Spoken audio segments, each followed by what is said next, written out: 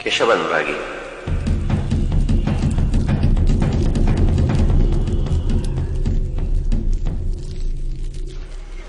यह ढोल एक समुद्र है साहब, केशव अनुरागी कहता था। इसके बीसियों ताल हैं, सैकड़ों शब्द, और कई तो मर खप गए हमारे पुरखों की ही तरह। फिर भी हैं संसार में आने और जाने के अलग अलग ताल। साल शुरू हो या फूल खिले तो उसके भी अलग।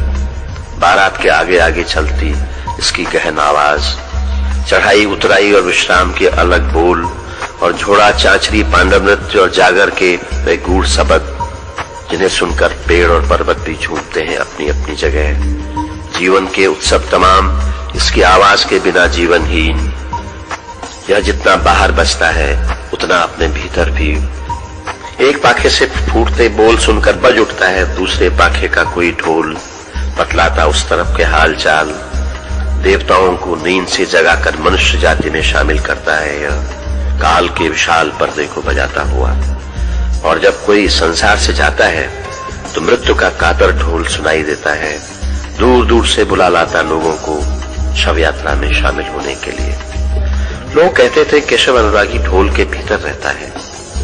ढोल सागर के भूले बिसरे तालों को खोजने वाला बेजोड़ गायक, जो कुछ समय कुमार गंधर्व की संगत में भी रहा।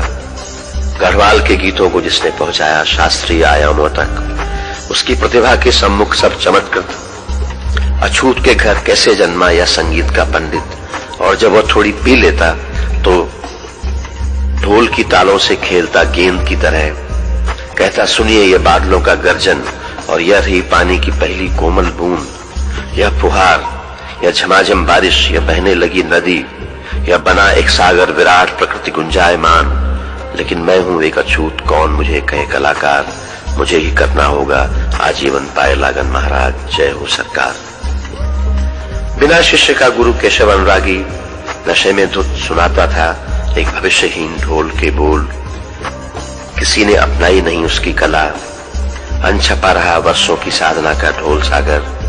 इस बीच ढोल भी कम होते चले गए हमारे गांवों में। कुछ फूट गए, कुछ पर नई पूड़े नहीं लगी।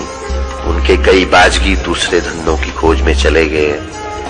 केशव अनुरागी मदहोश आकाशवाणी नजीबाबाद की कुर्सी पर धंसा रहा। एक दिन वह हैरान हो गया अपने होने पर। एक दिन उसका पैर कीचड़ में फंस गया। वह अनजाने किसी से टकराया सड़क पर। एक दिन वो मनुष्यों और देवताओं के ढोल से बाहर निकल गया। वो रहता है मृत्यु के ढोल के भीतर।